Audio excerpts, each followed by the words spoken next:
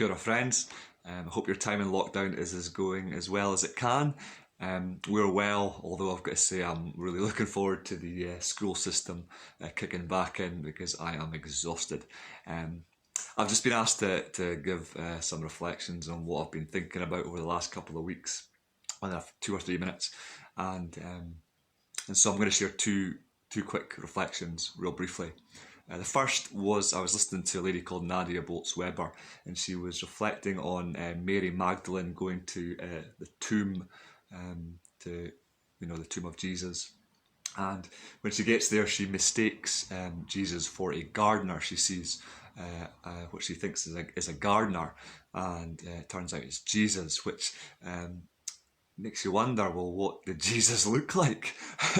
He's obviously not glowing white and looking angelic and beaming or anything. He looks like a kind of gardener among the tombs, which would suggest that he's looking a little bit rough and ready and a bit kind of mucky and mucked up, and possibly, she says, has dirt under his fingernails.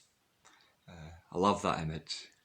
The God that we believe in, post-resurrection, probably had dirt under his fingernails.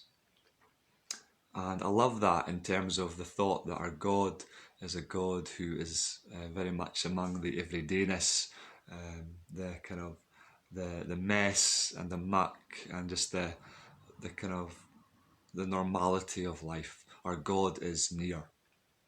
Second thought with that is that not only that I want to marry with that image is that not only does our God possibly the kind of God that has muck under his fingernails, but is a God who has holes in his hands, scars, deep, profound scarring, and it's that image of a Jesus, of a God that we believe in, that has been not only just impacted by the pain and suffering and trauma of life, but has been changed by it. I love that.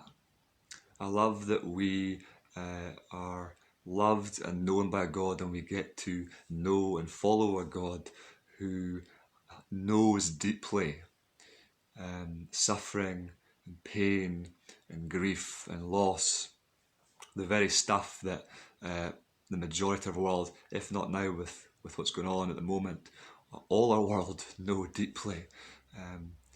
That our God is not only near and among the everydayness, the dirt under the fingernails, but as a God who understands, has felt and continues to feel suffering, and understands us and our world in that suffering. That's the kind of God I want to approach. It's the kind of God that I want to pray to and kind of grieve with. But also, among those two realities, this is a God who doesn't just stay among the tomb or the tombs, but moves on. And with that understanding of pain and suffering, with that understanding and with the reality of being among the everydayness and the muck and the grime of life, goes, hey, come on, follow me. Let's take what we know. Let's take what we know about. There's more to this than just this.